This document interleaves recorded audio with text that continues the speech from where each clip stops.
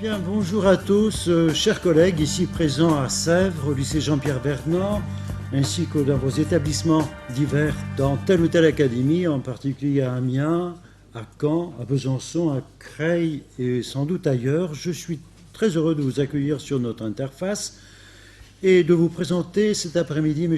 Aram Mardi-Rossian, professeur en histoire du droit à l'université de Paris 10, Paris-Ouest. Il a bien voulu accepter notre invitation, une invitation de Mme Spierglas, pour cette première séance inaugurale d'un long cycle de formation en droit pour nous parler des normes et des hommes. Voilà, monsieur, je vous donne la parole et je vous remercie d'être avec nous. Nous nous abandonnons au plaisir de vous écouter. Je vous remercie beaucoup. Je commencerai par juste quelques brefs remerciements. Tout d'abord, mon collègue et néanmoins doyen, Mathieu Conan, qui m'a fait l'honneur de demander de participer à cette intervention, et aussi les autorités de l'Académie ainsi que les responsables de cet établissement pour m'avoir accueilli. Alors, comme vous avez dû le voir, la première de ces 7 séances a pour thème général la loi, la jurisprudence et les justiciables. C'est ce dont je vais parler, mais j'ai voulu néanmoins intituler mon intervention de façon plus générique « Des normes et des hommes ». Alors, en tant que professeur d'histoire du droit, et pire, spécialiste d'histoire du droit canonique de l'Antiquité tardive et du Haut Moyen-Âge, c'est ma spécialité, c'est ce sur quoi je travaille, c'est pas là-dessus que je fais mes cours, je n'étais peut-être pas le plus compétent pour faire cette séance introductive qui concerne donc la loi, la jurisprudence et les justiciables, un peu dans le passé, mais surtout peut-être aussi aujourd'hui. Néanmoins, à la demande de mes collègues de l'université, j'ai accepté, et c'est pourquoi je voudrais au préalable faire 2-3 remarques. En tant que canoniste, je suis bien placé pour rappeler qu'il faut toujours appliquer l'adage « rendez à César ce qui est à César et à Dieu ce qui est à Dieu ». Un cours, par définition, doit toujours beaucoup aux différents auteurs qui ont travaillé sur les notions qui y sont abordées. C'est le cas aujourd'hui, peut-être plus que d'habitude encore, et c'est pour cela que, à travers ce panorama introductif qui va toucher à divers domaines du droit positif, j'ai, pour préparer ce cours, amplement puisé dans les travaux de collègues plus compétents que moi dans les différents domaines du droit positif que nous allons aborder aujourd'hui. Et domaines dont je vais essayer de vous brosser une synthèse la moins imparfaite possible. Le cas échéant, je produirai ultérieurement une version écrite de cette intervention qui comprendra un apparat critique avec notamment des notes de bas de page qui mentionneront systématiquement les différents auteurs dont je me suis inspiré afin, comme je vous le disais, de rendre à César ce qui est à César. Alors, une fois n'est pas coutume, en tant que juriste nous pouvons le dire, je souhaiterais vous proposer de façon liminaire une citation relativement longue, mais très éclairante pour l'étude des 3 notions que nous allons aborder aujourd'hui. Il s'agit d'un extrait du discours préliminaire du Code civil de 1804, rédigé par Portalis, l'un des rédacteurs du Code, comme vous le savez tous. Jean-Marie Carbas, le professeur Jean-Marie Carbas, à qui j'emprunte la citation, le considère à juste titre comme, je cite, « un modèle de style et d'intelligence juridique ». Alors voici ce que dit Portalis. Un code, quelque complet qu'il puisse paraître, n'est pas plutôt achevé que 1000 questions inattendues viennent s'offrir aux magistrats. Car les lois, une fois rédigées, demeurent telles qu'elles ont été écrites. Les hommes, au contraire, ne se reposent jamais. Ils agissent toujours. Et ce mouvement, qui ne s'arrête pas, produit à chaque instant quelques combinaisons nouvelles, quelques nouveaux faits, quelques nouveaux résultats. Une foule de choses sont donc nécessairement abandonnées à l'empire de l'usage, à la discussion des hommes instruits, à l'arbitrage des juges. L'office de la loi est de fixer, par de grandes vues, les maximes générales du droit, d'établir des principes féconds en conséquence, et non de descendre dans le détail des questions qui peuvent naître sur chaque matière. Il conclut, c'est aux magistrats, aux jurisconsultes, pénétrer de l'esprit général des lois, à en diriger l'application. La citation, elle est longue, mais elle comprend l'ensemble des données, à mon sens, qui interagissent entre les trois notions dont je vais vous parler aujourd'hui. Alors certes, nous aurions pu emboîter ou essayer d'emboîter les pas de Portalis en procédant à un examen croisé des notions de loi, de jurisprudence et de justiciable. Toutefois, je préfère nous fixer un objectif plus modeste en évoquant de façon séparée les notions qui nous intéressent ici. En effet, même si toutes trois sont liées, les deux premières se distinguent quelque peu de la dernière. Comme le titre de l'intervention, des normes et des hommes, comme ce titre l'indique, il y a d'un côté les normes. Alors je précise tout de suite qu'ici j'emploie ce vocable dans une acception extensive, car comme nous allons le voir, en France, la jurisprudence ne constitue pas à l'heure actuelle une norme au sens propre du terme. Mais c'est un débat en réalité qui est loin d'être clos. D'un côté donc, il y a les normes, avec des guillemets si vous préférez, pour la jurisprudence, et aussi la loi, et là sans guillemets. Et de l'autre côté, à côté de ces normes, il y a les hommes, en l'espèce, sous les traits du justiciable. Mais avant d'aller plus loin, il n'est peut-être pas inutile de donner une définition à la fois la moins incomplète possible, mais aussi la plus générale de ces termes. Voir un peu, commencer par, c'est classique, définir un peu les notions, puis ensuite les analyser de manière plus approfondie et éventuellement en regardant ce qui les lie. Alors commençons par la loi. Je vais vous donner une définition qui vaut ce qu'elle vaut, mais qui essaie d'embrasser au maximum cette notion. Au sens large, ce mot, qui vient du latin lex, L-E-X, du latin lex, représente toute norme ou système de normes d'ordre juridique. Toute norme ou système de normes d'ordre juridique, mais aussi extra-juridique. Donc, ordre juridique, ordre extra-juridique. Je m'explique. On distingue donc la loi positive, fabriquée par le législateur, de la loi naturelle ou encore de la loi morale. Alors ici, nous ne nous intéresserons pas, faute de temps, et je l'ai plus ou moins suggéré en commençant, mais évidemment, ces notions sont tellement vastes que j'ai dû procéder à un tri drastique, et donc je parlerai que d'un minimum de choses, des tas de pans, des tas d'éléments qui auraient pu aussi être développés sont mis de côté, faute de temps. Ce n'est pas en 2 heures qu'on peut embrasser de manière exhaustive des notions aussi vastes. Et donc, je laisserai de côté cette seconde acception de loi naturelle ou de loi morale pour m'intéresser uniquement à la loi positive qui existe tant sur le plan interne, donc de la France, que sur le plan international. Alors en droit positif, la loi désigne une règle juridique formulée par écrit et promulguée par la puissance publique. Formulée par écrit et promulguée par la puissance publique.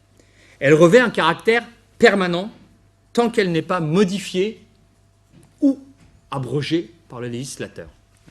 C'est l'un des traits forts de la loi, c'est qu'elle est permanente. S'agissant de la loi interne,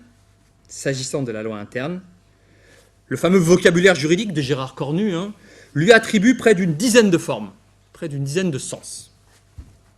Ainsi, les textes votés par le Parlement, comme l'indique l'article 34 de la Constitution de 1958, sont des lois, mais aussi, de manière beaucoup plus rare, les textes votés par référendum d'après l'article 11 de cette même Constitution.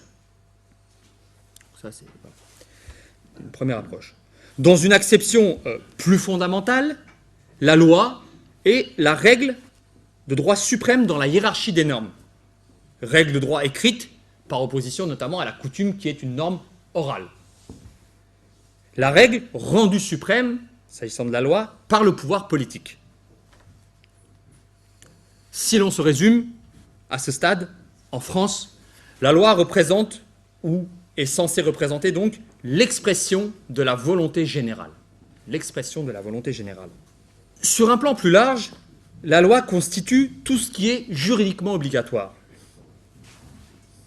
À ce titre, sur le plan international, et plus précisément en droit international privé, la loi constitue l'ensemble des règles de droit du système juridique considéré. En droit international privé, la loi constitue l'ensemble des règles de droit du système juridique considéré comme applicable à une situation juridique internationale. Ainsi, à côté de cette loi internationale, la loi nationale, elle, qui régit la capacité d'un individu, englobe l'ensemble des règles de droit concernant la capacité qui s'applique dans le pays dont cet individu possède la nationalité. Donc vous voyez, les dimensions nationales et internationales sont largement imbriquées. Voilà donc pour une définition un peu sèche. On va venir bientôt, s'agissant de la loi, à des développements plus détaillés. Passons maintenant, de manière encore plus brève, pour une définition aussi de la jurisprudence. Après la loi, la jurisprudence. Là encore, le terme dérive du latin jurisprudentia, jurisprudentia, c'est-à-dire la science du droit, vocable originel sur lequel je reviendrai tout à l'heure, car il y a ici un véritable piège entre l'acception dans le passé et l'acception actuelle. Là, c'est vraiment, pour les étudiants, ce mot est une catastrophe dans sa dimension historique. On y reviendra tout à l'heure. Dans l'immédiat, je me bornerai à mentionner les deux principaux sens de la jurisprudence actuelle. Stricto sensu, il s'agit de l'ensemble des décisions de justice rendues durant une certaine période pour la totalité du champ juridique. Je répète, c'est l'ensemble des décisions de justice rendues durant une certaine période pour la totalité du champ juridique ou dans une branche du droit ou encore même dans une matière du droit. Par exemple, le droit pénal ou le droit des successions. Le vocable, jurisprudence, renvoie aussi, lato sensu, à l'ensemble des solutions engendrées, dans une acception plus large, c'est l'ensemble des solutions engendrées par les décisions de justice dans l'application du droit. Afin d'interpréter la loi obscure, c'est le cas le plus fréquent, afin d'interpréter la loi obscure, voire même, donc, décision de justice dans l'application du droit, voire même dans la création du droit, donc engendré par les décisions de justice dans l'application du droit, mais même parfois dans la création du droit, afin ici de compléter la norme, la loi défaillante. Donc voilà là aussi une première définition de la jurisprudence. Enfin, le troisième terme, justiciable. Là encore, on verra, on aura l'occasion de revoir à quel point notre droit actuel doit au droit romain. Le vocable justiciable dérive du latin justitia. Justitia. Alors ici, la définition est à la fois plus simple et plus complexe peut-être.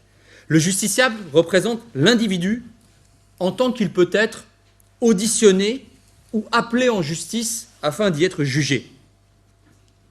C'est l'individu en tant qu'il peut être auditionné ou appelé en justice afin d'y être jugé. Et plus largement, l'individu en tant qu'il est soumis à la justice et aux décisions prises par celle-ci. Et plus largement, la personne soumise à la justice et aux décisions prises par celle-ci. On l'a compris, tout individu est susceptible d'être justiciable d'une juridiction. Chacun d'entre nous peut le devenir. À savoir qu'il relève d'une juridiction spécialement ou exclusivement compétente pour trancher sur son cas. Enfin, sur un plan collectif, les justiciables pourraient constituer l'ensemble des personnes qui relèvent de la justice d'un État donné. De façon plus collective, c'est l'ensemble des personnes qui relèvent de la justice d'un État donné. Ils représentent donc, à ce titre, de façon plus active, les sujets de droit de cet État. Lorsqu'on parle de sujet de droit, voilà, c'est dans ce cadre. Alors, ces définitions sommaires, je le reconnais, posées, entrons maintenant quelque peu dans le détail des choses. Alors j'évoquerai, je vais vous donner le canevas, j'évoquerai tour à tour les trois notions qui, en l'occurrence, pourraient constituer une sorte d'équation. Après une première partie consacrée à la loi, d'abord dans sa dimension historique, puis dans son aspect plus actuel, notre deuxième partie, elle, sera consacrée à la jurisprudence, où, après avoir envisagé cette norme, entre guillemets, en elle-même, nous proposerons un essai d'analyse des rapports de la jurisprudence avec la loi. Enfin, notre troisième partie, qui portera évidemment sur le justiciable, commencera par un examen de la figure de cette personne juridique avant de procéder à une brève tentative de décryptage des liens pouvant unir le justiciable à la loi et à la jurisprudence. Donc, vous voyez, nous proposons une sorte de plan en cascade. Alors, commençons donc par notre première partie, que j'intitulerai « Une norme vénérable », la loi. Le droit, c'est ce qui englobe le tout. Une norme vénérable, la loi. Alors, comme je l'indiquais il y a un instant, donc d'abord, de la lex à la loi, la dimension, deux points, la dimension historique. De la lex à la loi, bref, la dimension historique de la loi. Alors, comme je l'ai rappelé il y a un instant, le mot loi vient du latin lex, qui dérive lui-même de lego. L-E-G-O. Lego qui veut dire lire, et non pas comme on peut le voir parfois, rassembler ou recueillir. C'est vraiment lego en ce sens, ça veut dire, signifie le substantif, le verbe lire. Et de même, au fond, que la Grèce est généralement considérée comme la patrie de la philosophie, eh bien Rome, c'est réellement la patrie du droit. Il y a, on verra aussi, souvent les images d'Épinal, les raccourcis historiques aboutissent à de graves erreurs. C'est très fâcheux. Une espèce de prêt-à-penser historique, là, c'est rarement payant. Mais là, c'est vrai. Rome, c'est vraiment la patrie du droit, comme on va le voir rapidement. La patrie, plus précisément, du ius, un droit très élaboré et technique qui donc a été développé par cette civilisation. À Rome, l'autorité compétente lisait la lex à haute voix. Ce qui est important, c'est qu'il ne s'agissait pas d'une simple modalité de publicité, le fait de lire la lex à haute voix, mais d'une lecture solennelle, impérative pour la validité de l'acte. Alors, comme vous le savez, Rome a connu 3 périodes historiques. Schématiquement, on découpe l'histoire de Rome en 3 périodes. Je les redonne comme ça rapidement. Mais bon, il y a la période royale, qui démarre au 8e siècle avec la fondation plus ou moins légendaire, pour s'achever en 509 avec les rois étrusques. À cette première période royale, qui s'achève en 509 avant notre ère, succède la période républicaine, pour environ un demi-millénaire, période républicaine qui s'étend donc de moins 509, c'est la date retenue, jusqu'à l'an moins 27, avec la prise de pouvoir d'Octave Auguste. À ce moment-là commence la 3e et dernière période, qui est celle de l'Empire, qui, et là il faut distinguer, pour l'Occident, s'achève en 476, mais ce que l'on oublie souvent de dire, c'est que l'Empire romain ne disparaît pas en 476, il disparaît en Occident. L'Empire romain va encore durer près d'un millénaire, mais en Orient, c'est ce qui sera bientôt appelé l'Empire byzantin. Et donc, en réalité, Rome, ou du moins l'Empire romain, ne disparaît définitivement que le mardi 29 mai 1453, l'histoire des fois peut être précise, lorsque la ville de Constantinople tombe aux mains des Turcs. Mais si je vous donne ces quelques données chronologiques, c'est surtout pour avoir le fond qui va nous permettre de mieux comprendre le droit. La première période, celle de la royauté, connaît la légende des, entre guillemets, vraiment mettez des guillemets, des lois royales. Il aurait existé des lois royales qui en fait représentaient probablement des règles coutumières attribuées a posteriori au roi romain. Donc cette première période, en réalité, se situe sous l'empire de la coutume. La loi apparaît réellement au cours de la 2e période, de la période républicaine. Mais dans un premier temps, elle occupe un champ très limité. La plus célèbre de ces lois est la première, c'est la fameuse loi des 12 tables. Loi des 12 tables qui est élaborée en 451 et 450, sur 2 ans, en 451 et 450 avant Jésus-Christ. Plus précisément, 10 tables furent composées par une commission de sages en 451, avant notre ère, avant d'être complétées par 2 autres l'année suivante. Bref, 12 tables en 450. Les normes gravées sur les tables concernaient à la fois le droit public et le droit privé. Mais surtout, et c'était ça le plus important, elles permettaient d'ouvrir un certain nombre d'actions. Ces normes permettaient d'ouvrir un certain nombre d'actions appelées actions de la loi, qui pouvaient être utilisées par les plaideurs. La chose était importante, car sans ces actions, sur lesquelles je ne m'étendrai pas d'instance possible. À la différence des droits modernes. Aujourd'hui, évidemment, notre système ne fonctionne absolument pas comme ça. Par la suite, d'autres catégories de lois, et notamment, je ne vais pas détailler, mais les lois appelées lex rogata, R-O-G-A-T-A, votées par les assemblées populaires, apparaîtront. Mais si vous voulez, cette première période, la chose à retenir, c'est la loi des 12 tables. En réalité, le bilan reste maigre, très maigre, puisque pour la période républicaine, donc, qui s'étend sur près d'un demi-millénaire, on a relevé en gros 800 lois. 800 lois en un demi-millénaire, ça laisse rêveur par rapport à aujourd'hui. Dont, et la chose est encore plus notable, moins d'une trentaine concernent le droit privé. C'est-à-dire quoi? C'est-à-dire que le reste relève essentiellement de la coutume. Et aussi, quand même, pour être complet, la coutume est une autre catégorie de normes qui aujourd'hui nous paraît bien étrange, qui sous la République se développe, c'est l'édit du prêteur. Mais là aussi, je n'en dirai pas plus. La troisième période, celle de l'Empire, est marquée par l'accaparement des sources du droit par l'empereur. L'accaparement des sources du droit par l'empereur, qui désormais, de façon exclusive ou quasi exclusive, dit le droit dans ses constitutions. Attention, ce terme n'a rien à voir avec le sens de constitution actuelle. Les lois impériales sont appelées des constitutions.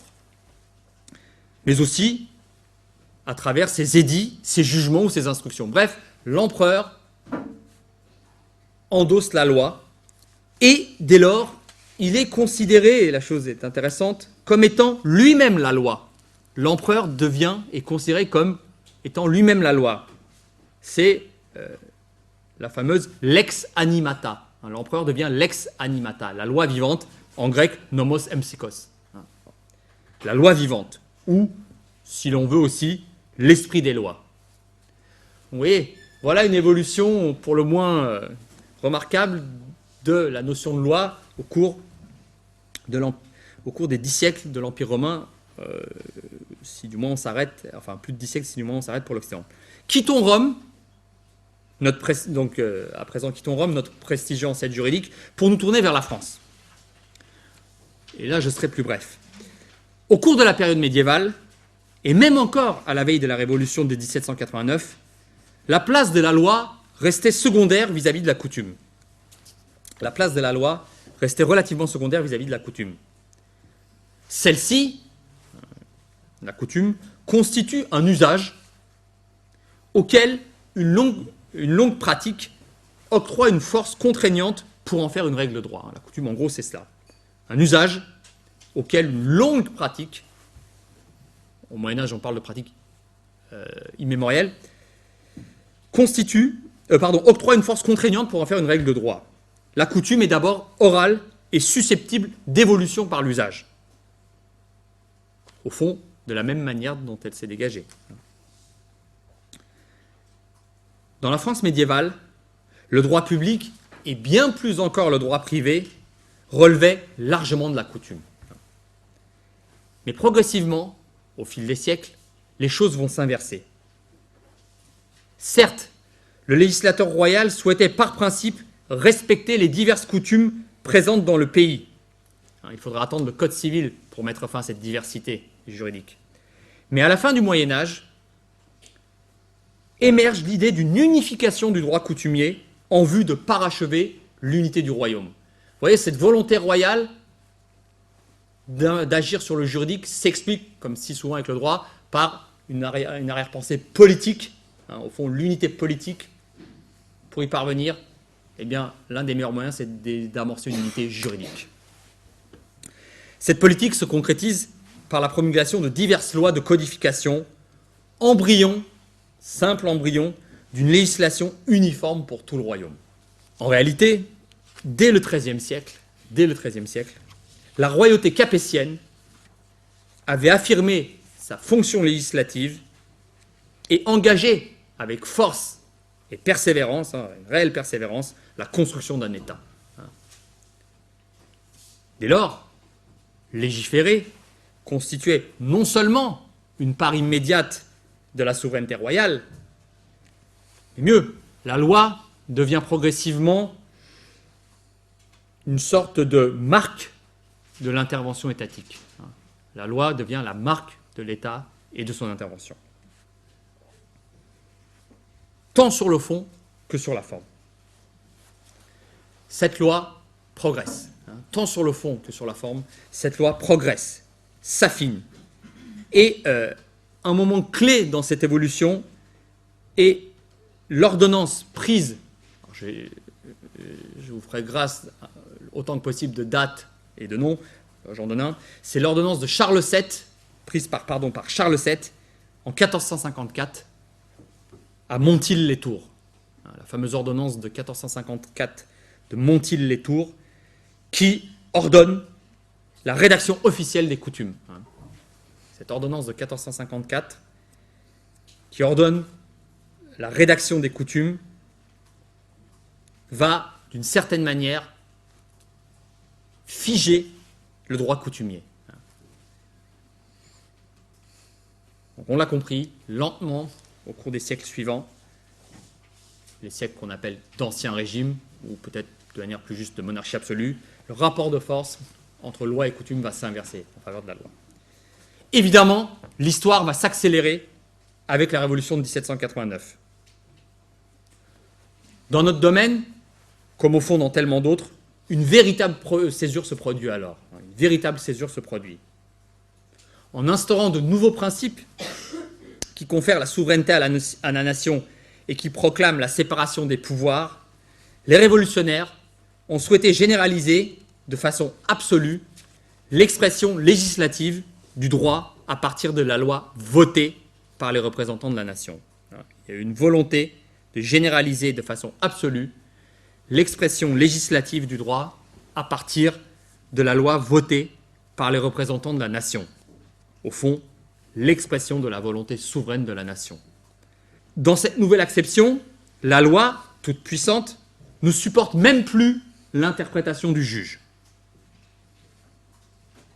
On sait que certains, dans cette période de trouble extrême, qu'est la Révolution, voulaient même aller encore plus loin en avançant l'idée d'une codification générale vouée à faire rentrer l'ensemble du droit dans le cadre législatif. Une codification générale de tout le droit. Certes, le projet ne se réalisera jamais. En réalité, il était illusoire, complètement impossible à mettre sur le terrain. Néanmoins, on peut en retenir de ce projet et plus généralement de l'évolution du droit deux éléments essentiels. D'une part, la pratique des constitutions au sens moderne et non plus romain cette fois-ci, donc des constitutions, c'est-à-dire l'expression législative des règles fondamentales de l'État. Apparaît l'idée de constitution.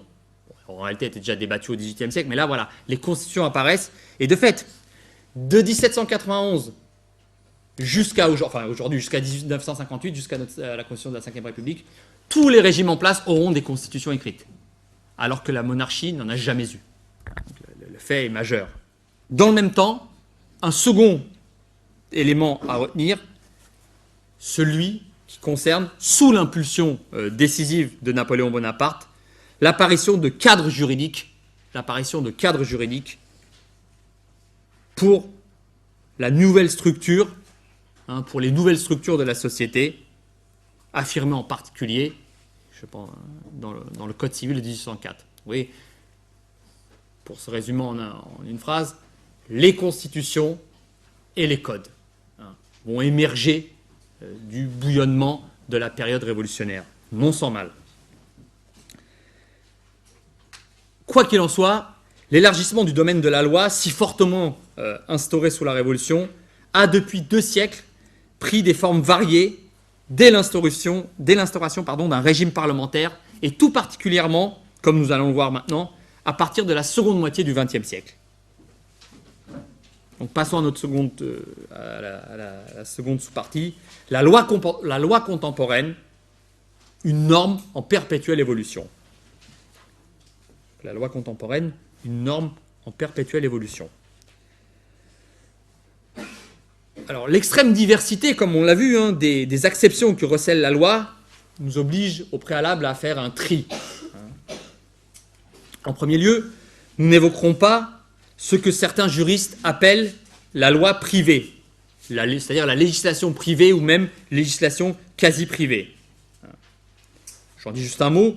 Ici, en raison d'un retrait volontaire ou non de l'État, des personnes privées sont amenées à élaborer des textes qui sont rangés dans cette catégorie dite des lois privées. Alors, juste un exemple, il peut s'agir souvent d'acteurs économiques, de la vie économique, comme par exemple des établissements de crédit ou des sociétés d'assurance, dont la présence, pour le moins impérieuse, pèse tout aussi bien sur la vie des simples particuliers que sur celle de l'État. Donc bon, je n'évoquerai pas cette catégorie qu'une partie de la doctrine appelle législation privée ou quasi-législation privée. Ici, on va évidemment se cantonner à évoquer la législation publique. À ce sujet, on peut observer tout d'abord que la loi possède un caractère unilatéral. Elle s'impose à son destinataire sans avoir besoin de son accord.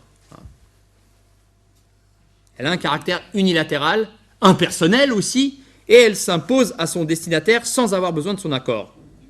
On peut donc ici la distinguer du contrat, par exemple du contrat dont le contenu est discuté à l'inverse entre les deux parties. De cette comparaison là, que j'hasarde entre loi et contrat, apparaît l'idée que la loi ignore la notion d'obligation, l'engagement personnel d'individu à individu. La notion d'obligation qui est centrale au contrat n'existe pas s'agissant de la loi. Nous verrons bientôt également que la loi se différencie du jugement, de la jurisprudence, qui, tout en ayant une force obligatoire, ne concerne, lui, le jugement, que 2 prétentions particulières. Pour tenter, si cela est possible, de décrypter donc la notion complexe de loi, nous évoquerons dans un premier temps la loi interne, avant de nous intéresser plus rapidement à la loi supranationale ou encore internationale. Alors d'abord la loi interne. Alors la maxime dit « plus on crée de lois, moins elles sont observées ». Cet adage, relevé entre autres par l'historien, possède une certaine pertinence peut-être au regard d'un constat qui s'impose à l'heure actuelle. Ce constat, c'est celle d'une inflation galopante du nombre des lois votées. Faute de temps, je n'essaierai pas ici d'expliquer cette fringale législative. Je me bornerai à dire un mot sur les 2 principales catégories de lois en présence. D'une part, les textes supralégislatifs et d'autre part, les textes de portée strictement législative. En laissant de côté une 3e catégorie, du moins selon une certaine partie de la doctrine, qui sont les textes infralégislatifs. Alors, la première catégorie des textes supralégislatifs est constituée d'abord et avant tout, vous l'aurez deviné, par les lois constitutionnelles et aussi, un peu moins connues peut-être, les lois organiques. À l'instar de nombreux pays, aujourd'hui, la France est régie par une constitution qui est une loi. La France est régie par une constitution qui est une loi. Toutefois, il faut savoir que certains pays ignorent ce modèle aujourd'hui. Certains pays ignorent ce modèle et sont gouvernés par une constitution plus ou moins coutumière. Un exemple connu, évidemment, on peut penser ici à l'Angleterre. Et tout en ajoutant, comme on l'a dit tout à l'heure, que c'était aussi le cas de la France antérieurement à la Révolution de 1789. Donc bon, la Constitution, chacun voit de quoi il s'agit. La loi organique, elle, constitue un texte voté selon une procédure plus solennelle que celle qui est en vigueur pour les lois ordinaires, sachant qu'elle comprend notamment, de façon obligatoire, la consultation du Conseil constitutionnel. Mais aussi, du fait qu'elle ne peut, cette loi organique, concerner uniquement que des domaines fixés par la Constitution. D'ailleurs, les choses sont simples. Une fois votées, les lois organiques possèdent une valeur constitutionnelle et les lois ordinaires ne peuvent s'opposer à elles. Justement, les lois ordinaires, c'est vraiment le cœur de la notion de loi. Je l'avais esquissé tout à l'heure, l'article 34 de la Constitution de 1958 dispose que la loi est votée par le Parlement. En principe, l'Assemblée nationale et le Sénat doivent parvenir à un accord pour l'adoption d'un texte identique. Faute d'y parvenir, après avoir réuni une commission mixte composée d'un nombre égal de membres de chacune des deux chambres, le gouvernement peut solliciter l'Assemblée nationale afin qu'elle statue définitivement. Quant à l'initiative de la loi, elle est partagée entre le Premier ministre et, sous certaines conditions, les membres du Parlement. Là aussi, les propositions de loi, les projets de loi. Parmi les lois ordinaires figurent également, alors là aussi moins connues un peu peut-être, les lois référendaires, comme par exemple celle qui avait autorisé, à la suite d'un référendum dont le résultat avait été extrêmement serré en septembre 1992, donc celle qui avait autorisé le président de la République à ratifier le traité de Maastricht en 1992. Leur caractère spécifique à ces lois référendaires est accentué par le fait que le Conseil constitutionnel se refuse à en contrôler la constitutionnalité pour la simple raison qu'elles émanent directement du peuple souverain, de la volonté du peuple souverain, puisqu'elles sont issues d'un référendum. On notera que la réticence des différents gouvernements à procéder à des référendums font que cette catégorie de loi demeure assez largement une rareté. Enfin, citons également, dans la continuité du décret-loi si usité sous les 3e et 4e Républiques, les ordonnances ratifiées prévues par la 5e.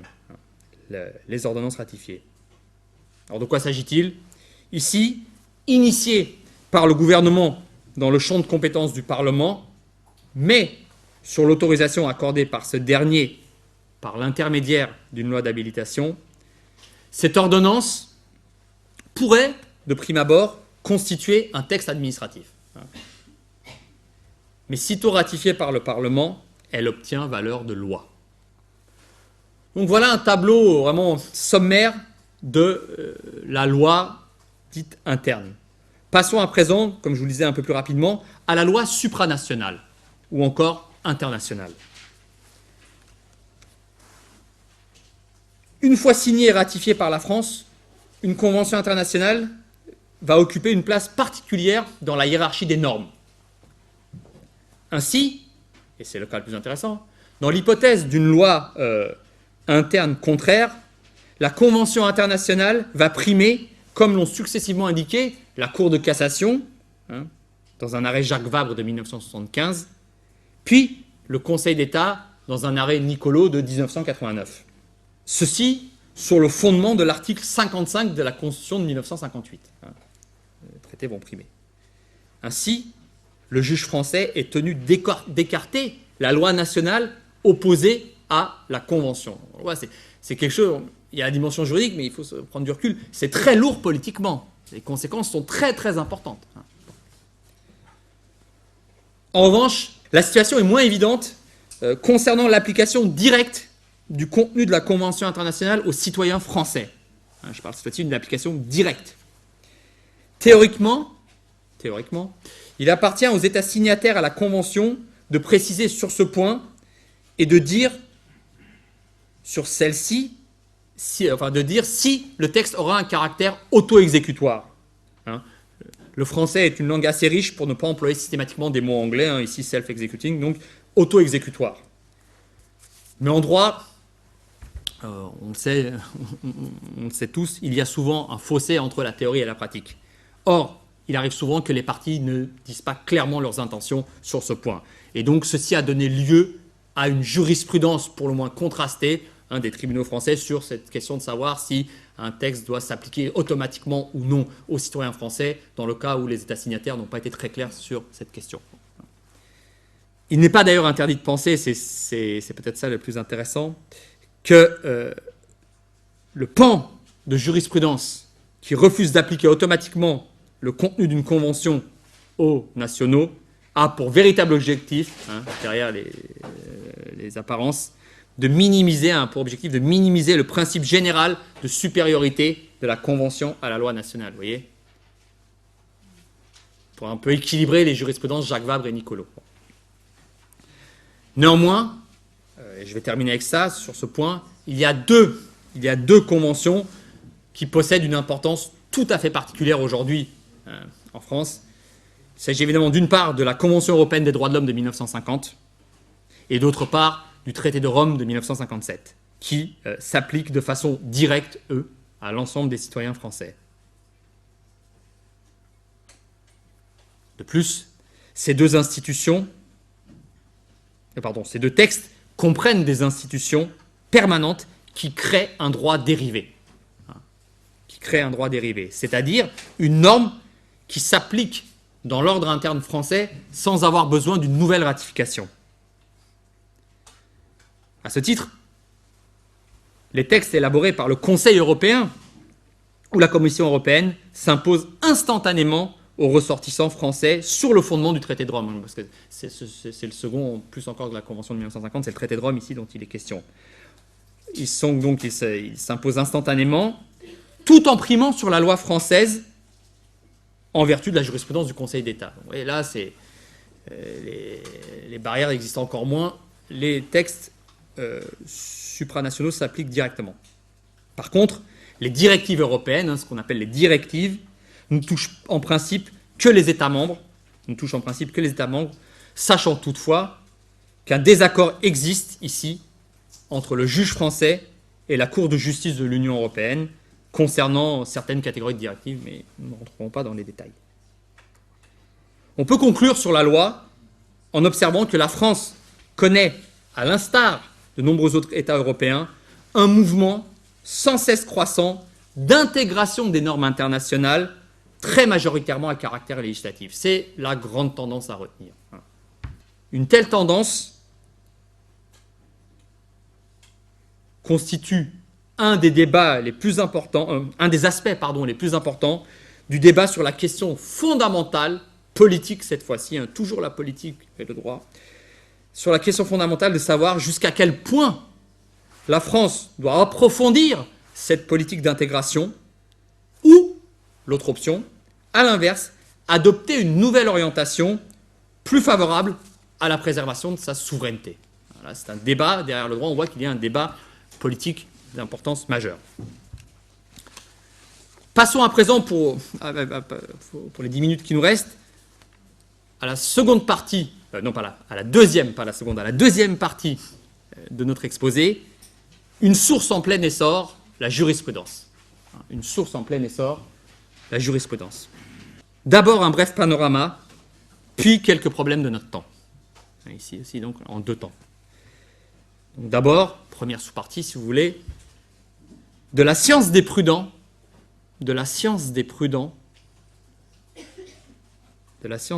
à la décision des juges. Alors le titre peut paraître un peu énigmatique, mais je vais tout de suite l'expliquer.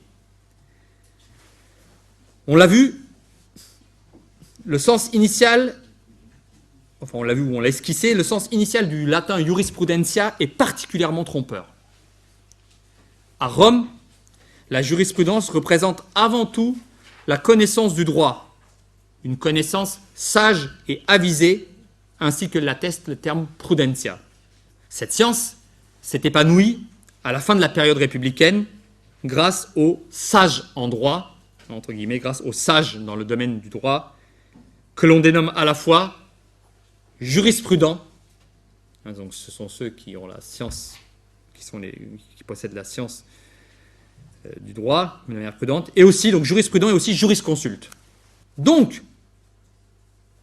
pour résumer, ce qu'on appelait à Rome la jurisprudence représente aujourd'hui ce qu'on nomme la doctrine. Vous voyez ?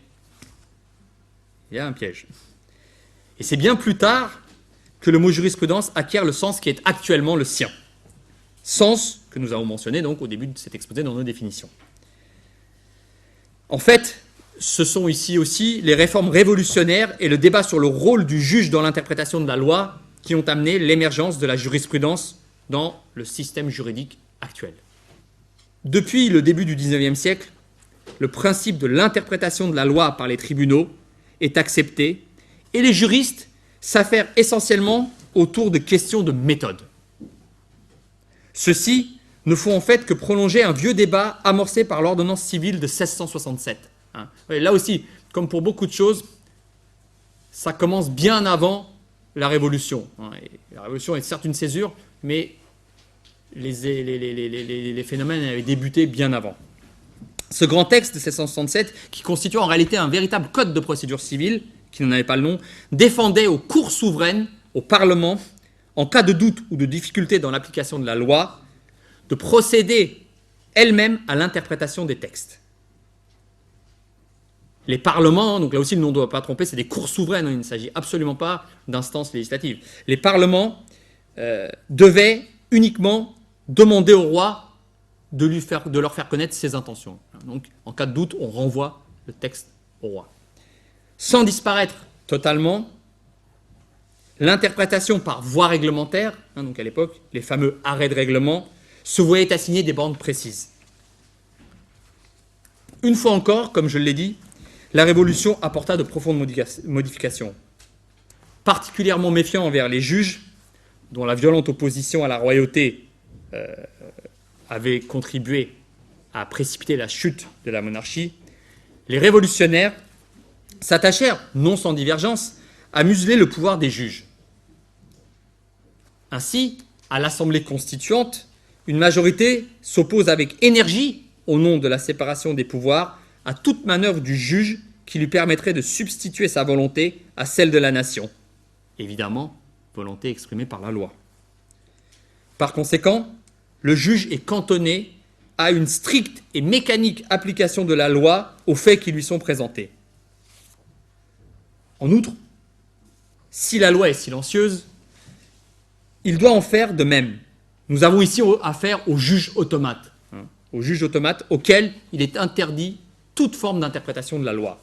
Bien entendu, à la fin, une position plus modérée, parce que plus réaliste, sera adoptée par le comité de législation qui précise que si le juge est confronté à des difficultés, il lui est permis de les résoudre de son propre chef en forgeant son opinion par l'interprétation des lois.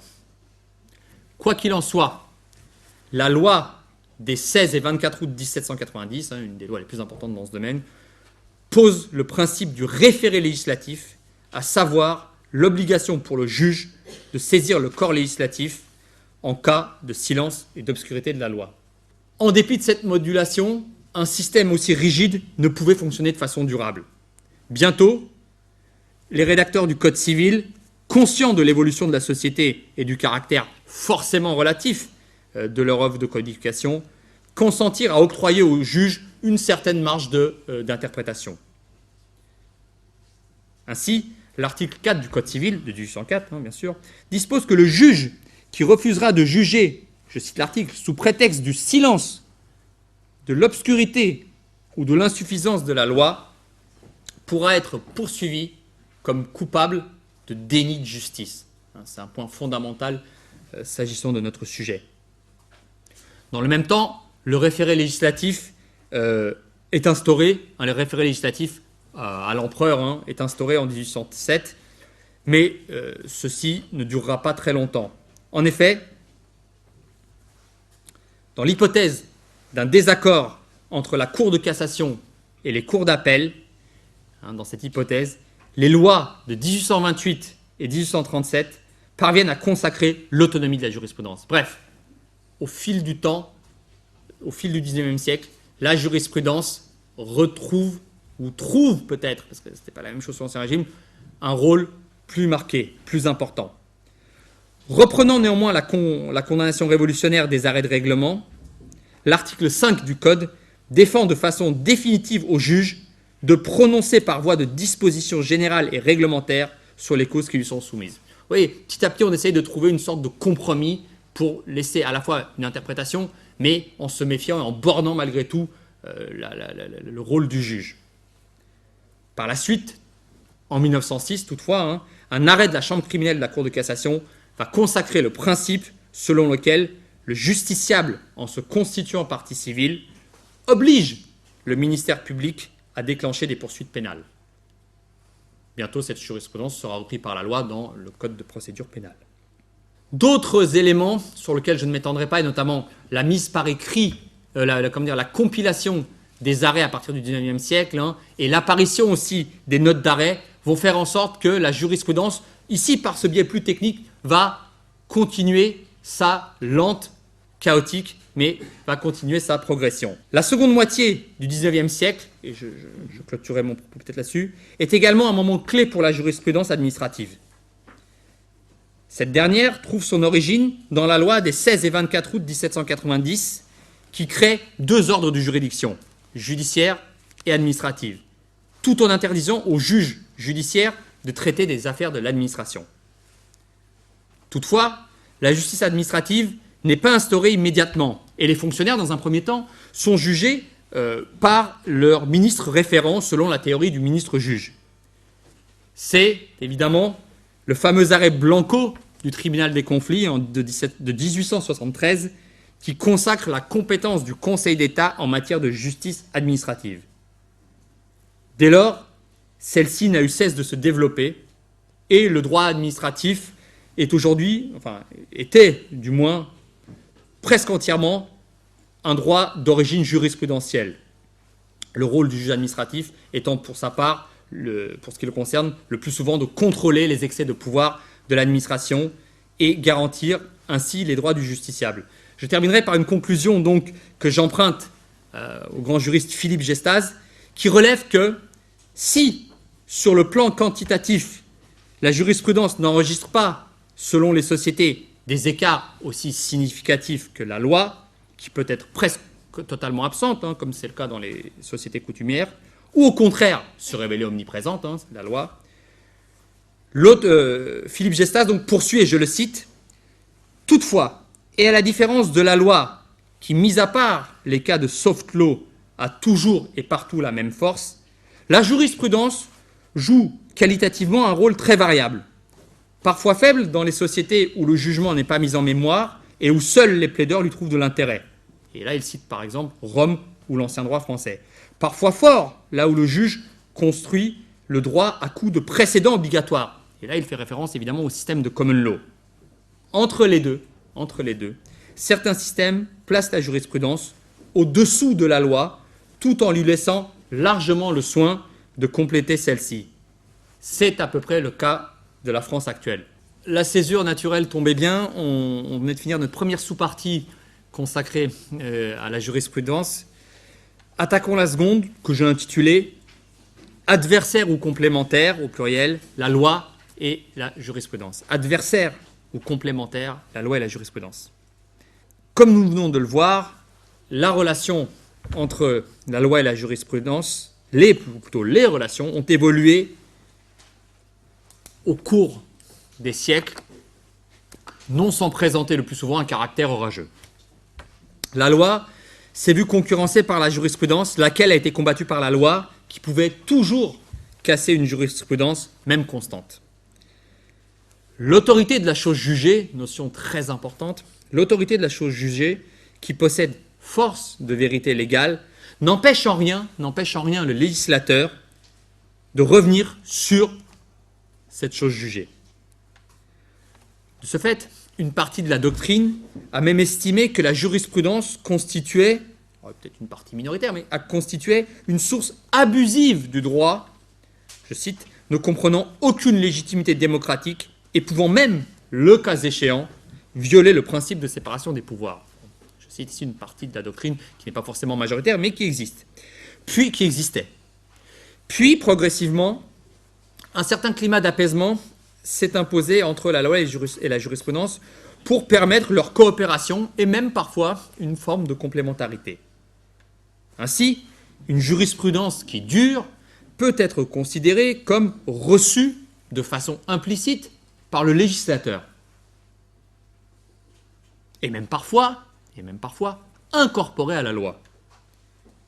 Bien plus, la codification d'une jurisprudence peut être interprétée comme la reconnaissance de la légitimité de son évolution. Certains spécialistes perçoivent aujourd'hui la jurisprudence comme un pouvoir de rajeunissement de la loi, je cite, un pouvoir de rajeunissement de la loi qui la fait vivre suivant les besoins du moment présent, favorisant ainsi ses capacités d'adaptation et de souplesse aux différentes mutations sociales.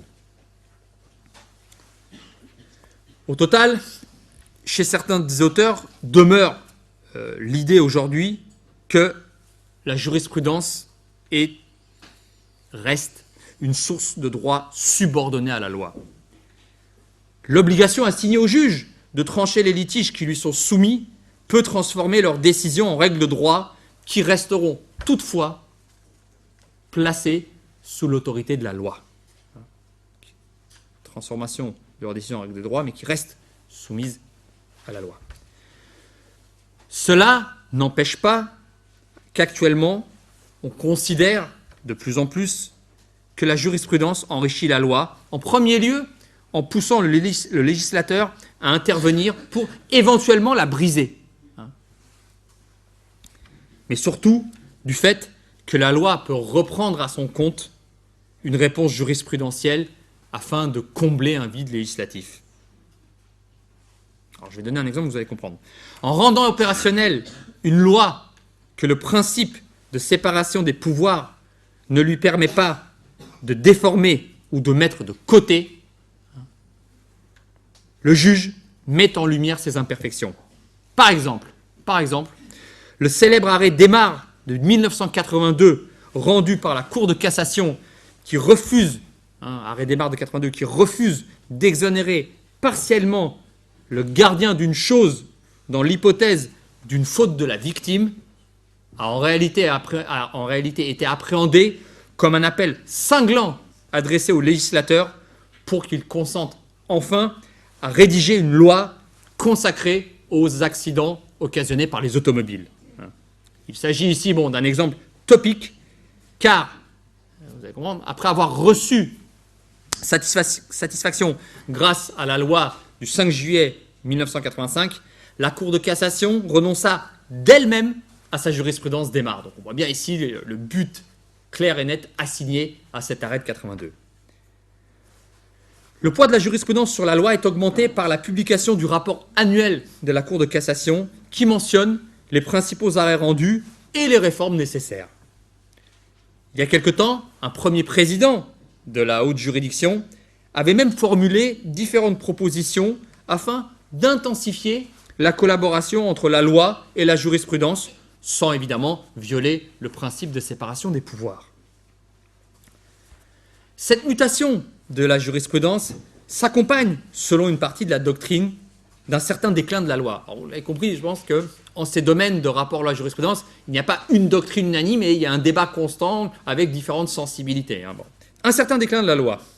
La Ve République a incontestablement marqué l'avènement et l'essor du contrôle de constitutionnalité des lois.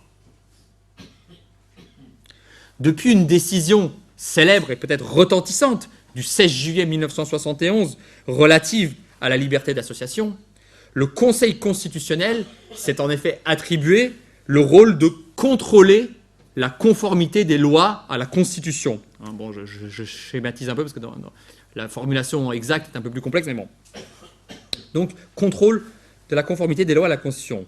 Dans ce contexte de constitutionnalisation du droit, cette dernière, la Constitution, est devenue un acteur de premier ordre au sein des relations entre loi et jurisprudence. Et, vous le savez probablement, une étape supplémentaire et récente a été franchie par la révision constitutionnelle du 23 juillet 2008 à l'article 61-1 de la Constitution. Il s'agit de la fameuse question prioritaire de constitutionnalité qui permet désormais à tout justiciable de saisir le Conseil constitutionnel sur les lois déjà promulguées.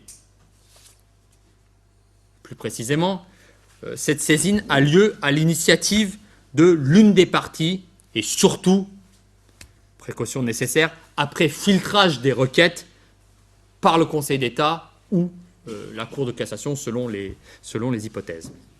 Rémi Cabriac conclut son analyse sur cette question avec ces mots, je le cite, « La réforme constitutionnelle du 23 juillet 2008 a ouvert une boîte de Pandore, modifiant profondément notre ordonnancement juridique, risquant de conduire à un gouvernement des juges, menaçant l'équilibre entre pouvoir législatif et pouvoir judiciaire. » On voit une partie de la doctrine n'est pas forcément très favorable à cette évolution. Le propos est fort. Le débat reste ouvert. D'ailleurs, nous allons y revenir dans un instant, lorsqu'il s'agira d'évoquer la relation triangulaire et complexe qui lie la loi et la jurisprudence au justiciable. Justement, il est maintenant temps de nous tourner vers la figure indistincte de ce dernier, du justiciable. Donc, troisième point, troisième partie, que j'ai intitulé « La part de l'homme », le justiciable. La part de l'homme, le justiciable. Nous allons ici envisager ce justiciable dans le cadre précis de la définition que nous lui avons donnée en début de propos, à savoir, je le recite brièvement, la personne en tant qu'elle peut être auditionnée ou appelée en justice afin d'y être jugée, mais aussi celle en tant qu'elle peut être soumise, celle susceptible d'être soumise à la justice et aux décisions prises par cette dernière. Notre exposé ici se déclinera en deux temps, comme nous l'avons annoncé tout à l'heure. D'abord, la figure du justiciable, donc j'ai appelé cela le justiciable en scène, puis les rapports avec les deux catégories de normes. Donc, premier point, le justiciable en scène. Alors, le justiciable dans notre système actuel, comme dans beaucoup d'autres, possède, sur le plan du procès, nous allons nous concentrer là-dessus, des droits et des devoirs. Mais avant de voir ces deux points, je voudrais, je n'avais pas prévu au départ, mais je pense que le point n'est peut-être pas inintéressant, évoquer une autre question qui touche à la fois le procès et le justiciable, c'est les formes de procédure. Donc il y aura trois points finalement. Le premier, c'est accusatoire ou inquisitoire, les deux formes de procédure. Puis ensuite, nous verrons les droits, puis les devoirs des justiciables. Il est fréquent d'opposer historiquement deux types de procédures. D'une part, la procédure accusatoire, qui a souvent dans l'esprit du grand public une image pas trop négative, et d'autre part, la procédure inquisitoire, qui, elle, renvoie franchement à une image très négative. Comme souvent, je le disais tout à l'heure, derrière ces raccourcis, derrière ces images d'Épinal, la réalité est beaucoup plus nuancée. Pour mieux saisir cette réalité, parce que cette distinction est fondamentale pour comprendre notre procédure actuelle, il faut là aussi repartir très brièvement en arrière. À Rome, la procédure était en principe accusatoire, au départ. Par conséquent, le procès, tant civil que pénal, ne pouvait débuter que sur une requête ou accusation formulée par un particulier. Le procès débutait ainsi. Cependant, à partir de la période impériale, le développement de l'État, comme on l'a vu, a engendré l'apparition d'un nouveau type de procédure. Ainsi, dans les cas où une infraction particulièrement grave lésait l'intérêt de l'État et ou l'intérêt général, l'intérêt public, les juges impériaux, l'empereur étant source de toute justice, mais qui déléguait donc à des juges, les juges impériaux avaient le pouvoir de déclencher eux-mêmes les poursuites à partir d'une procédure d'office, de type inquisitoire. Donc, nouveauté. Le rôle des juges ici était de rechercher, inquirere, de rechercher les criminels afin de les châtier. Et c'est en dehors de toute et cela en dehors de toute accusation portée par un particulier. Cette procédure nouvelle impliquait principalement une enquête, inquisitio, conduite par le juge en personne. Voilà comment les choses ont à peu près commencé. Au cours du Haut Moyen-Âge, cette fois-ci je me situe dans le royaume franc, les traditions germaniques sont parvenues à partiellement bouleverser le modèle romain en imposant une procédure très majoritairement accusatoire, propre à leur système. Dans le même temps, des modes de preuve à connotation religieuse et même magique sont apparus. Je pense ici notamment aux ordalies. Il faut rappeler, l'ordalie, contrairement à ce qu'on croit de façon erronée parfois, n'est pas une peine, c'est une modalité de preuve. L'ordalie d'eau bouillante, où on plonge sa main, où quelqu'un qui est accusé va plonger sa main dans une bassine d'eau bouillante. Ensuite, on va faire un bandage, on va attendre 2-3 jours, on va enlever le bandage. Si la plaie est bonne, c'est qu'il a été accusé à tort. Si la plaie s'infecte, c'est qu'il était coupable. Alors, je n'ai pas le temps de... Évidemment, dit comme ça, et je le vois avec mes étudiants, ça paraît aberrant. Pour nous aujourd'hui, évidemment. Mais ce serait une vision un peu anachronique. Et pour bien comprendre l'ordalie, il faut le replacer dans son contexte. Et là, je trouve ça forcément très sympathique, mais dans le contexte, dans la société de l'époque où elle se déroule, elle a sa logique. On peut par ailleurs contester, mais vous voyez, il faut être très prudent en appréhendant ces choses qui, effectivement, pour nous, sont pour le moins curieuses. Donc, le Haut Moyen-Âge voit réapparaître sous une autre forme la procédure accusatoire. Mais avec la renaissance du droit romain, ou plutôt, moi je dirais, la redécouverte du droit romain, parce qu'il n'avait pas totalement disparu, c'est plutôt qu'on ne l'utilisait pas, au XIIe siècle, donc la renaissance du droit romain va faire que la procédure inquisitoire va à nouveau regagner du terrain. Au XIIe siècle. Et un véritable droit pénal public va alors se développer. Dans le même temps, durant cette période charnière pour le droit en Occident, dans le même temps, le droit canonique, c'est-à-dire le droit de l'Église, va elle aussi intégrer de façon massive dans son fonctionnement et dans sa justice la procédure inquisitoire. Alors pourquoi ? Non seulement plus efficace que la procédure accusatoire pour la répression des infractions, du fait qu'il n'est plus impératif d'attendre que la victime porte plainte, la procédure inquisitoire est parallèlement bien plus rigoureuse et généralement plus humaine. Ici aussi, il faut se dégager des images réductrices et souvent fausses pour noter que, dès le XIIe siècle, l'Église prohibe le recours aux preuves magiques. L'Église interdit les ordalies, donc des moments particulièrement pénibles, et les duels judiciaires, pour les remplacer, ou au moins essayer de les remplacer, par de nouveaux modes, par d'autres modes de preuve, notamment le témoignage et l'aveu. Bientôt, le Capétien, en la personne de Saint Louis, reprendra cette évolution dans la législation royale, sans grand succès, il est vrai. On peut citer dans les années 1250 la tentative de substituer cette procédure au duel. Bon, ça ne marchera pas trop. Mais sur le long terme malgré tout, cette procédure, dite aussi romano-canonique, va devenir un modèle et une référence. Et peu à peu, le droit séculier va s'en inspirer et l'intégrer. Parmi les grands principes qui découlent de cette intégration, on peut notamment citer, en simplifiant quelque peu, le système des preuves légales. Le système des preuves légales. Il en résultait de celui-ci que dans le cas où la preuve de la culpabilité ne serait pas complète, le juge serait tenu d'innocenter l'accusé, sachant que le moindre doute doit profiter à ce dernier. La procédure romano-canonique inquisitoire va développer ceci. Le principe selon lequel il vaut mieux laisser un coupable impuni plutôt que de condamner un innocent est constamment répété par l'Église. On se trouve ici, on l'a senti, ici, aux origines immédiates et directes du fameux principe de la présomption d'innocence, principe dont on dit parfois, donc de façon totalement fausse, qu'il n'aurait été formulé que par la Déclaration des droits de l'homme et du citoyen de 1789. Ses racines remontent à bien plus haut.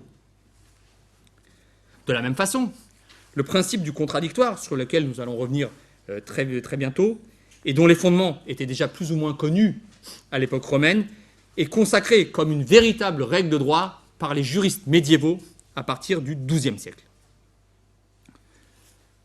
Aujourd'hui, il est courant de dire que la justice française applique une procédure inquisitoire, contrairement à beaucoup de pays anglo-saxons qui auraient, eux, recours à une procédure accusatoire. La réalité est beaucoup plus nuancée, car si l'on peut encore estimer que, par bien des aspects, la procédure française est inquisitoire, de nombreux éléments qui relèvent plus du système accusatoire ne cessent d'être intégrés dans le système français. De plus, la suppression du juge d'instruction, qui est périodiquement évoquée depuis quelque temps, aboutirait là, si le fait s'appliquait définitivement, à donner une place bien plus importante encore au système accusatoire d'inspiration anglo-saxonne dans le système juridique français. Bon. Là, c'est un débat, évidemment, qui continue. Après ce rappel, donc, lié à la procédure, tournons-nous, comme je l'évoquais tout à l'heure, vers les droits des justiciables. Le procès comprend plusieurs principes directeurs, au premier rang desquels émerge le principe dispositif qui indique que seules les parties peuvent amorcer, conduire ou stopper l'instance. Donc, les parties, mais aussi déterminer la question litigieuse. Par conséquent, le juge ne peut se saisir de lui-même, sauf dans les cas prévus par la loi. L'ensemble des juridictions françaises, y compris administratives, sont concernées par cette mesure, à l'exception, bien sûr, vous l'avez deviné, à l'exception des juridictions pénales. Certes, l'initiative du procès revient bien au ministère public ou même à la partie civile, mais une fois déclenchée, donc, d'une manière générale, l'instance ne peut plus être arrêtée. Le procès se déroule afin de parvenir au règlement d'un litige qui existe en raison de l'opposition de différentes prétentions. In fine, le bien-fondé de l'une d'elles sera reconnu. Le nouveau code de procédure civile énumère en détail les points relatifs à ce que je viens de dire, mais je vous en ferai grâce. L'enjeu majeur ici consiste à fixer le contenu des prétentions des parties dont le cadre va s'imposer au juge. Le contenu des prétentions des parties dont le cadre va s'imposer au juge. Ce principe s'applique également en matière administrative où le juge est tenu de statuer sur l'ensemble de la demande et ne peut statuer ultra petita.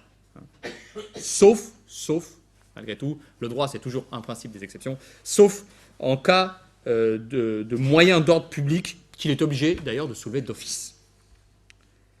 Dans le domaine pénal, toujours un peu particulier, le juge doit statuer sur la totalité des faits dont il est légalement saisi, sur l'ensemble des réquisitions du parquet, ainsi que sur les demandes du prévenu, à condition qu'elles soient en lien avec les faits dont il est saisi. En tout état de cause, et ça renvoie un peu à ce que nous avons dit tout à l'heure, le juge est dans l'impossibilité de sanctionner des faits pour lesquels il n'est pas légalement saisi. Au total, à part dans quelques cas exceptionnels, le déclenchement de l'instance et la détermination de son objet relèvent des parties. Une telle responsabilité, cette lourde responsabilité, contraint les justiciables à rédiger, à formuler de façon particulièrement soigneuse le contenu de leurs prétentions adressées au juge. En effet, ce dernier sera tenu par la détermination qu'en ont faite les parties. Toutefois, le principe dispositif se concrétise aussi dans la détermination du choix de l'action, dont je vais dire un très bref mot là. Le choix de l'action dépend avant tout de la nature des prétentions du demandeur qui va déterminer la juridiction compétente. Il découle également de la matière juridique de l'instance, à savoir des règles de fond, mais aussi des délais pour les activer. Concernant ces délais, le demandeur est tenu de jauger leur efficacité et leur opportunité avant de les évoquer sous peine de faire le jeu de la partie adverse. Alors, je ne parle pas des délais concernant les règles de fond, bien sûr. Mais il doit évidemment les jauger pour voir quelle sera la stratégie la plus efficace afin de ne pas favoriser son adversaire. De même, c'est ça dont il s'agit, la question des délais est cruciale, car ceux-ci peuvent aboutir à écarter une action qui serait devenue irrecevable en raison de leur expiration et à en intenter une nouvelle qui ne soit pas entachée d'irrecevabilité. Le temps a une importance fondamentale en droit. L'urgence étant souvent de mise en matière de procès, une procédure de référé peut être introduite, c'est-à-dire une procédure à jour fixe ou encore une demande de sursis à exécution plutôt qu'une action sur le fond, sauf dans des cas particuliers qui d'ailleurs concernent la plupart du temps le contentieux administratif. Par ailleurs, le demandeur peut être tenté d'adopter, c'est un choix, une stratégie qui privilégie la procédure de référé, le cas échéant de façon temporaire, à une action sur le fond. On le voit, la matière est particulièrement complexe et nécessite des compétences aiguës afin d'espérer voir triompher sa cause. Alors, des constats identiques pourraient être faits sur le défendeur, mais je passe pour évoquer un autre des droits des justiciables, celui des voies de recours. Je ne parlerai pas, par exemple, du concours ou des cumuls possibles d'actions. Je vais vous parler ici rapidement maintenant des voies de recours. Si dans de nombreux pays, notamment ceux dans lesquels le système juridique est fondé sur la common law, l'appel est perçu avant tout comme un mode de contrôle des décisions de première instance, la situation de la France est assez différente. Ici, l'appel représente un véritable second degré de juridiction qui autorise un examen nouveau et complet du litige, tant sur le fond que sur la forme. Un examen total nouveau sur le fond, sur la forme. Le nouveau code de procédure civile permet aux parties d'avancer différents éléments nouveaux, tels que des faits, des pièces, des preuves ou encore des moyens de droit, à condition toutefois que les demandes aient en vue les mêmes fins que celles formulées en première instance. Bien entendu, là aussi, il existe des exceptions, mais je passe.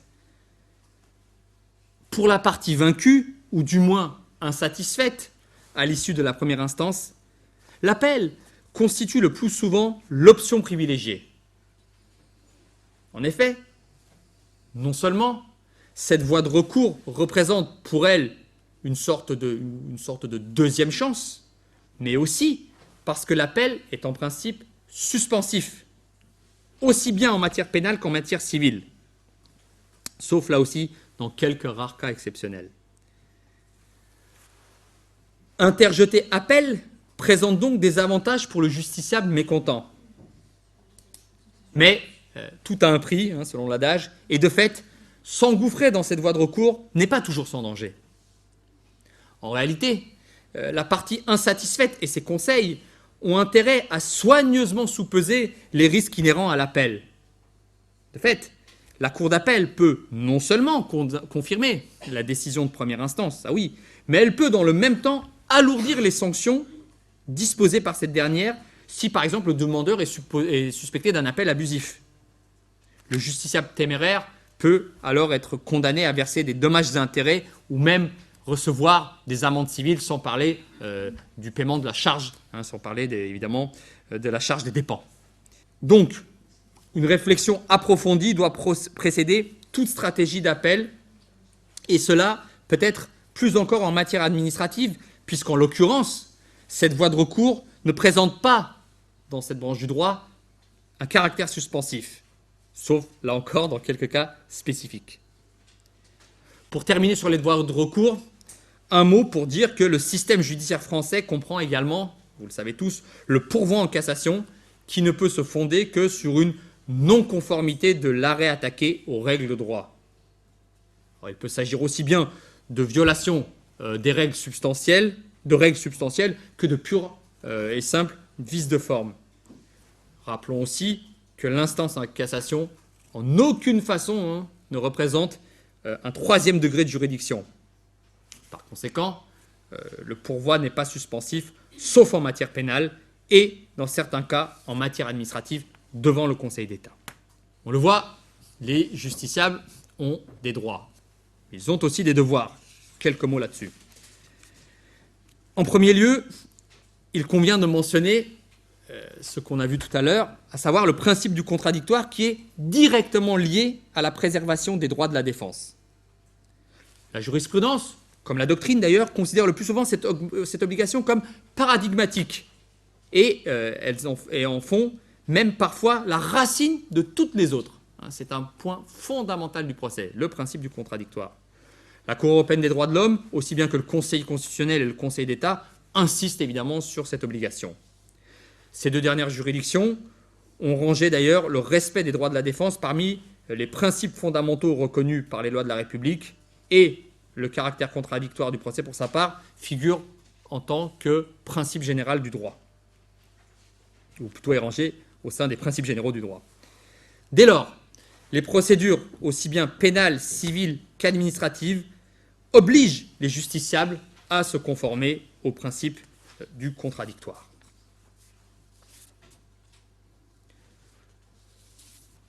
Mis à part ce point, mentionnons juste, sans les développer, une autre obligation qui pèse sur les justiciables, qui est celle de formuler leurs moyens, c'est-à-dire la cause et la légitimité de leurs prétentions. Les justiciables sont tenus de formuler leurs moyens, à savoir la cause et le bien fondé de leurs prétentions, mais aussi, autre obligation, un devoir de célérité qui pèse sur eux. C'est-à-dire que les justiciables ne peuvent entamer des manœuvres dilatoires pour sans cesse repousser la résolution du procès. Donc là aussi, le juge peut les contraindre à s'exécuter. Donc, formuler les moyens, devoir de célérité. Donc, voilà. Mais je passe sur ces obligations. Je passe pour en arriver à la deuxième sous-partie de ce dernier développement. L'homme face aux normes, le justiciable face à la loi et à la jurisprudence. Au fond, la dernière étape de notre plan en cascade, voir comment, brièvement, les rapports se nouent entre les trois notions qui nous intéressent. Au-delà de la traditionnelle relation loi-jurisprudence qui ferait que la seconde enrichit la première tout en lui restant subordonnée, nous pouvons relever, comme cela d'ailleurs a déjà été fait, une évolution tendant à remettre en cause la loi au profit de la jurisprudence. En effet, cette dernière n'hésite plus dans certains cas à essayer de s'opposer, voire même à contrôler la norme législative. Les juges justifient leur action par une volonté de mieux défendre les droits des justiciables. Oui, le lien est là. De mieux défendre les droits des justiciables, spécifiquement lorsque la loi leur porterait atteinte aux justiciables. La jurisprudence peut donc désormais décider contre la loi. Mais elle ne s'arrête pas là. Car elle revendique même un rôle de source du droit à part entière en contrôlant notamment, l'effet rétroactif de ces revirements. Je vais y revenir. Et ce, en contrôlant l'effet rétroactif de ces revirements, et ce, au nom de la nécessaire sécurité juridique qui doit être apportée aux justiciables. Donc, la Cour de cassation, notamment, agit en ce sens. Par conséquent, si l'évolution des rapports entre la loi et la jurisprudence peut fragiliser la première au profit de la seconde, elle serait susceptible, donc si de ce rapport, la jurisprudence, au fond, fragilise la loi, elle serait susceptible en même temps de mieux protéger le droit des justiciables. C'est partie de la doctrine abonde dans ce sens. À ce titre, dans certains cas, la jurisprudence se permet ainsi d'écarter la loi en raison d'une hiérarchie supérieure. Elle opère ainsi un contrôle de conventionnalité et dépasse la loi au nom, par exemple, de la Convention européenne des droits de l'homme. C'est-à-dire que la jurisprudence va faire primer, dans tel ou tel cas, cette norme, cette norme internationale sur la loi française. Exemple, en 2000, la Cour de cassation s'est référée à la CEDH en avançant l'interdiction européenne de créer des distinctions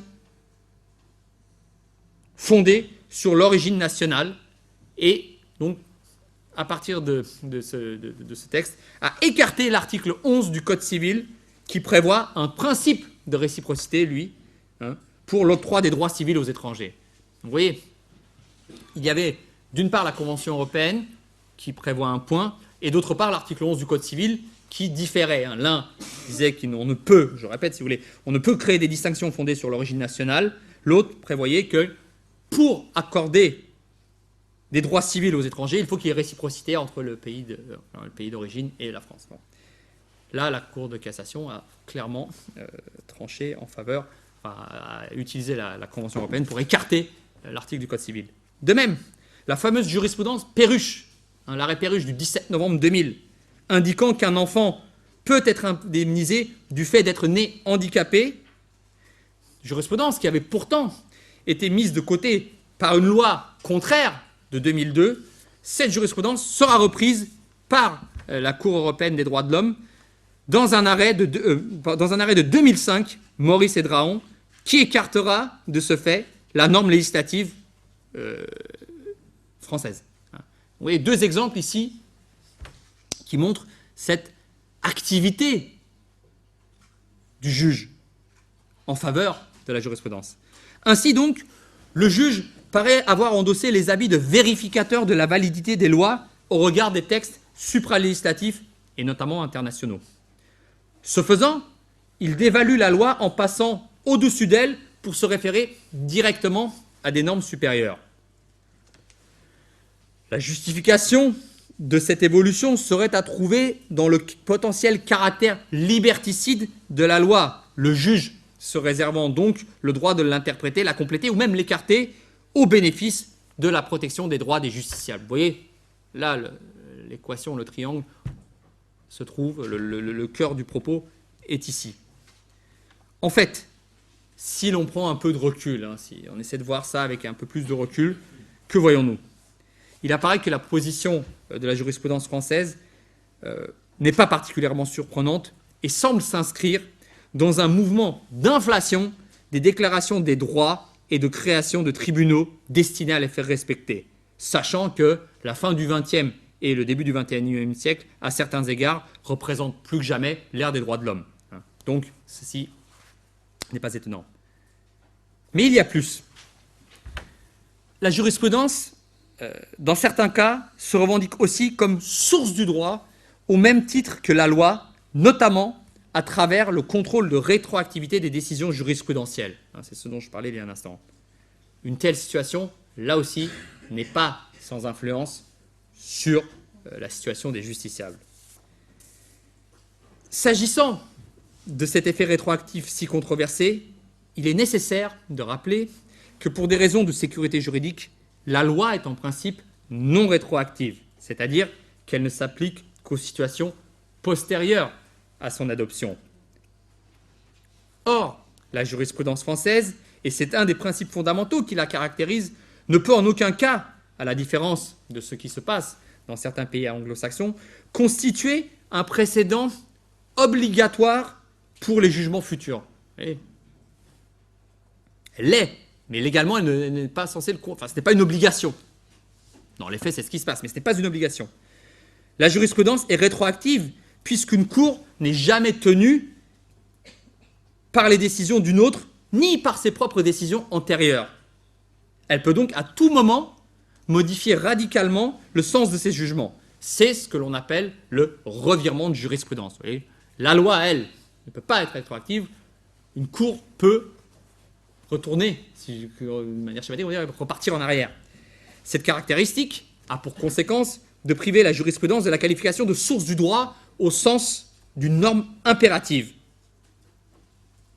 Mais dans le même temps, cela peut créer une situation d'instabilité, une situation d'insécurité juridique pour les justiciables. En effet, ces derniers, dans tous leurs actes juridiques, peuvent être certains des règles prévues par la loi. Hein. Ils sont toujours certains de ce que dira la loi. Mais en revanche, quid pour ce qui est de la jurisprudence? Ils peuvent en outre craindre que celle-ci s'arroge le droit d'écarter des normes législatives. Vous voyez, toujours ce rapport très ténu. Un rapport élaboré par Nicolas Molfessis en 2004 considère que pour que la jurisprudence ne soit effective que pour l'avenir, il faut qu'elle soit reconnue comme source du droit. Si elle n'est que l'auxiliaire de la loi, elle restera forcément rétroactive. En devenant autonome, cet effet sera supprimé. Vous voyez, on voit là l'évolution de cette partie de la doctrine qui vraiment là a une vision un peu de plus en plus favorable à l'évolution qu'on connaît par ailleurs. La reconnaissance de la jurisprudence est extrêmement importante pour le justiciable puisque la rétroactivité est une atteinte à la sécurité juridique. Le droit jurisprudentiel rétroactif est imprévisible et de ce fait, les acteurs économiques, par exemple, doivent anticiper une éventuelle condamnation fondée sur une décision ultérieure. Comme toujours en droit, il convient d'observer et le cas échéant de distinguer la théorie de la pratique. Or, s'agissant de cette dernière, force est de constater que les revirements de jurisprudence sont généralement progressifs et relativement annoncés. En outre, cette rétroactivité, nuisible à certains égards à la sécurité juridique, est combattue par les juges grâce au principe de modulation des revirements. Ils s'octroient de ce fait le droit de déterminer la portée de leurs décisions. Exemple, en 2007, le Conseil d'État considère qu'il peut décider de suspendre ou non l'effet rétroactif de ses décisions. Alors que, un an avant déjà, dès 2006, la Cour de cassation utilisait la technique de la balance des intérêts pour écarter la rétroactivité de sa jurisprudence. Cette pratique de modulation des revirements permet avant tout aux juges d'essayer de supprimer l'insécurité juridique inhérente au droit jurisprudentiel, mais aussi, dans le même temps, d'ériger ce dernier au rang de source du droit, tout en lui permettant de devenir donc une sorte de quasi-égal de la loi. En effet, les juges deviennent des sortes de législateurs parallèles en contrôlant l'application de leurs propres décisions. Cette situation, bien qu'encore très limitée, n'est pas sans causer un certain malaise, puisqu'elle s'inscrit, c'est patent, en totale opposition avec l'article 5 du Code civil qui prohibe les arrêts de règlement, ces fameux arrêts de règlement qui remontent à la monarchie absolue, qui elle-même les avait plus ou moins limités, hein, on l'a vu. Au fond, le souvenir de l'immense méfiance des révolutionnaires et des rédacteurs du Code civil tendrait-il à disparaître aujourd'hui, hein, c'est la question. Là aussi, le débat est ouvert. Alors c'est bien connu, les juristes n'aiment pas conclure. Une fois n'est pas coutume, je me hasarderai à quelques mots pour rappeler que, au-delà de tous les éléments développés que je viens de développer dans cette intervention, les normes représentent des instruments créés par les hommes pour et parfois contre d'autres hommes. Elles sont souvent, et même le plus souvent, le produit d'une multiplicité de rapports de force, de réflexion. Mais pour autant, aucune société ne saurait exister sans normes, sans droit, sous peine de n'être rien d'autre que, je cite, une troupe de brigands, selon la formule si imagée du grand saint Augustin, le plus illustre des pères de l'Église latine.